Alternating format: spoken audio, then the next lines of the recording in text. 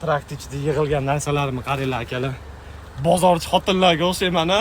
Kelib qolinglar, kachishkalar, nom qolinglar.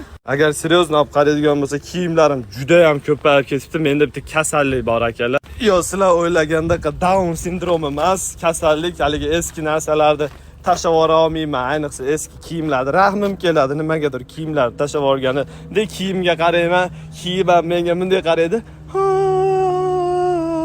Degan ovoz chiqadi, o'sha bo'ldi. Kiyimni tashlab yuborgani yuragim bardosh bermaydi. Yana qaytarib sumkaga solib qo'yaman. Sizlarda ham shunaqami? Love me tender, love me sweet. Vadi sadosi. Jiddiyroq bo'lsa bo'lmasin ekan. Kecha podkastda o'tirib aqllilik qiluvdi, hozirgi qilig'ini qara, o'l.